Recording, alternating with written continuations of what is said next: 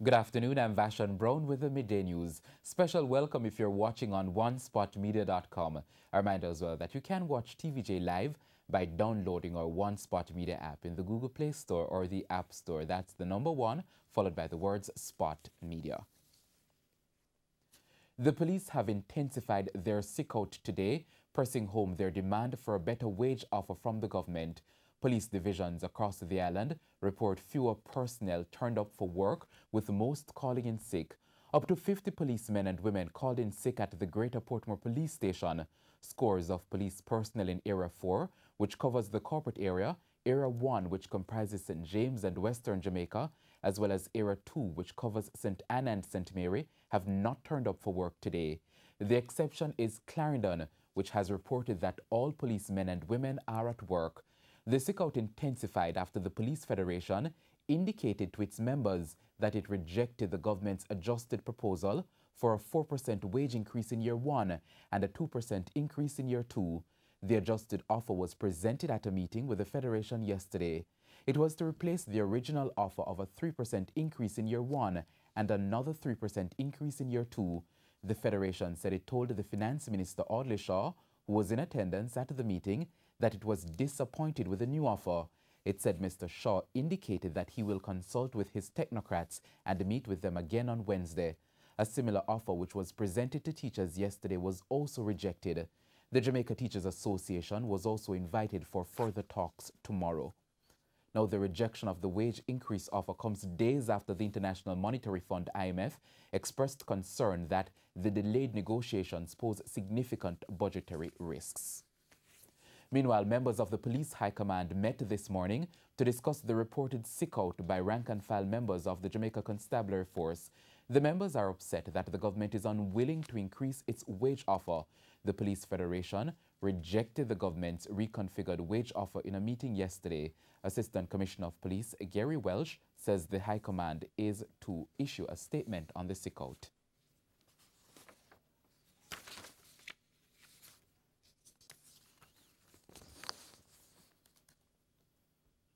And they are at this time discussing the matter and the implications of it.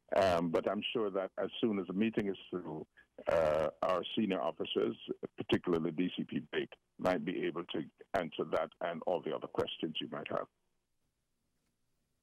And in more wage-related news, workers at the Richmond Fementry Cocoa Nursery in St. Mary staged a protest outside the factory yesterday over what they described as unfavorable wage negotiations. TVJ's O'Shane Masters has that story. Placards in a chained gate told the tales. Cocoa farmers and other workers protesting outside the factory Monday morning.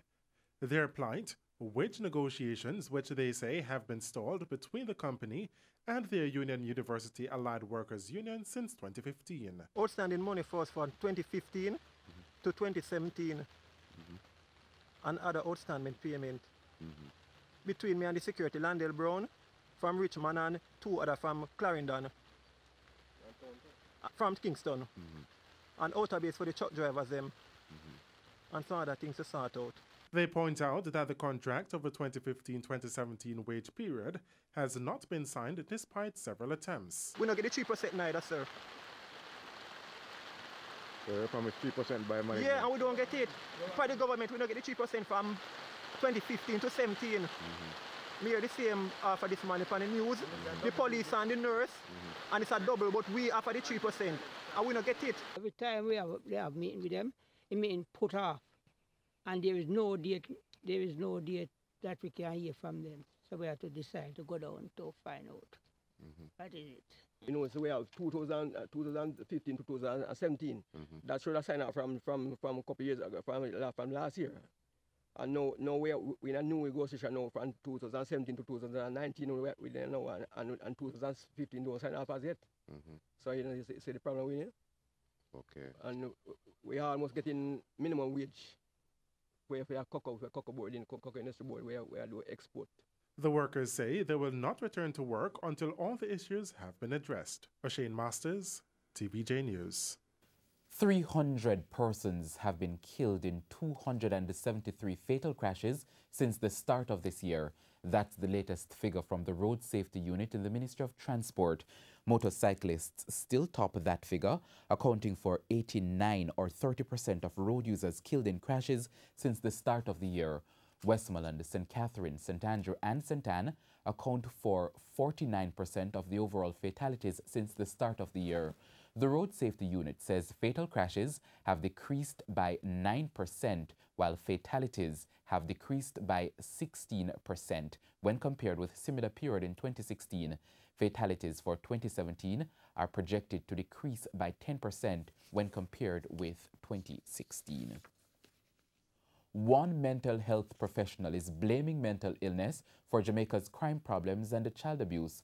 Consultant psychiatrist in charge of community mental health services for Kingston and St. Andrew, Dr. Jeffrey Walcott, says Jamaicans tend to believe that mentally ill people are limited to those who live on the streets, but he insists that mentally ill cases are far more prevalent and may be at the root of several societal issues. TVJ's Jeline Pearson has more.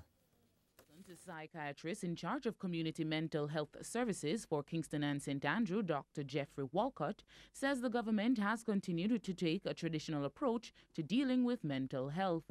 But he noted that there is a huge mental health problem that is undermining the society. He also said that mental illnesses are the main contributing factor to the nation's crime problem. The consultant psychiatrist made reference to a research done by Professor Frederick Hicklin, Professor Emeritus of Psychiatry at the University of the West Indies, which showed that 40% of the population has a personality disorder. The dependency issues, the alcohol, the drug dependency, financial dependency, which cripples our productivity, the psychosexual issues and psychosexual problems that we see in our country undermine the family, the structure of the family.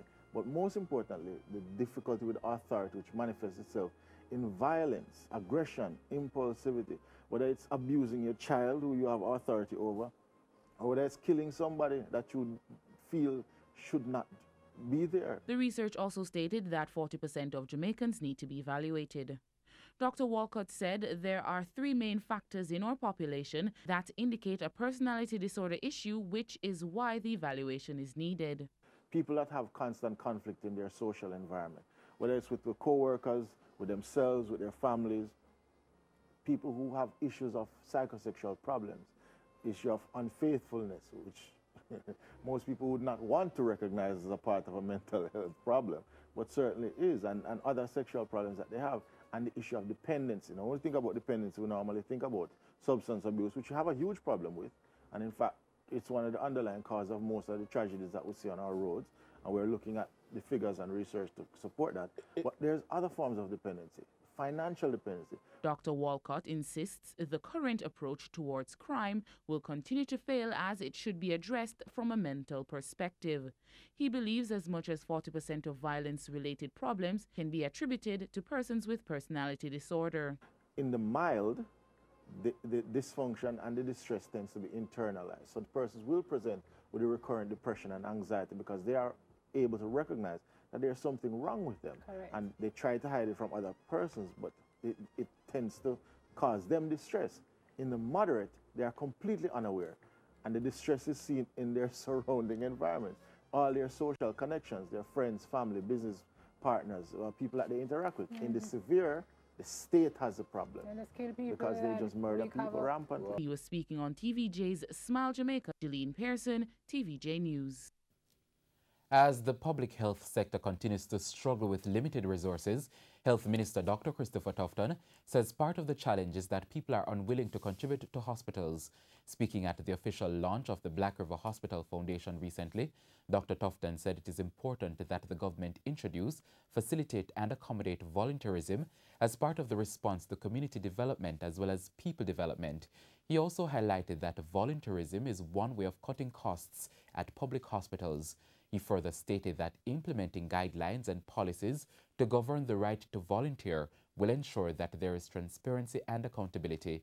Dr. Tufton added that the non-medical aspect of public health is critical in encouraging persons to contribute to the health facilities. However, he urged corporate Jamaica to join efforts to improve health care by volunteering in health facilities. Dr. Tufton also suggested that establishing private wings at some public hospitals could fill gaps or offset costs associated with universal access to health care. And we go now to news in sports. Despite handing in his resignation to Jamaica College, head coach Miguel Coley will be an integral part of choosing the man who will succeed him. Coley, who joined JC in May 2013, admitted to mixed feelings as he heads to Asia later this month. Karen Madden reports. Days after taking Jamaica College to their 5th straight Olivier Shield title, head coach at Jamaica College Miguel Coley gave details of a poorly guarded secret that he will be joining former national senior football head coach Winfred Schaefer at Esteghlal FC in Iran. Speaking on Hits 92 FM's Girls Sports Club on Monday, Coley revealed that he had received the offer from the club in October. However, he said his commitment to steering the Dark Blues to the end of the season saw him putting the contract on hold. The contract is a 6-month one with the option to renew for another 2 years. But Coley also hinted that he could join another national coaching staff or return to JC. You never leave JC, and that would be an option. There's also a country that I'm willing to probably wait until I do the 6 months and then I go there. So there are different options on the table now, but Jamaica side is definitely one of the first priorities. Coley joins Schaefer with the club, which finished second in the Iran Pro League, now in 8th place in the Asian Champions League, and he believes it's a good test tube for his talent. Based on my ambition and everything, and as a person too, you have to it's continuous growth. That's one of the most important things, continuous growth, and also being that example that person can say, Jamaicans not only produce runners, but we produce coaches also. You understand? So being the first coach, probably going to Asia to coach, that's an achievement, and for a person to look at and say, okay, one day I want to do this because somebody did it before. And Coley feels that with more coaches expanding their horizons, the country's football product will reap benefits. The more we have coaches going out and seeing themselves as international coaches, the better our football will be. If you look at Iceland, for example, I think 3,000 persons, but probably half of the population, they do coaching education, and you watch their football improving because education, especially coaching education, is one of the most important things because everybody must be able to tell players, hey, look, you did, I don't want to call the word no, on the football field, and not just saying that because you score a goal, you're a fantastic player, but help the player, in the home, in the school, everywhere. It's not yet clear who will steer the Jamaica College program next season, as Coley denied reports that former JC student Andre Virtue would succeed him. Karen Madden, TVJ Sports. And that's the Midday News. I'm Vashon Brown. Join us at 7 for Primetime News Package. On behalf of the news, sports and production teams, have a good afternoon.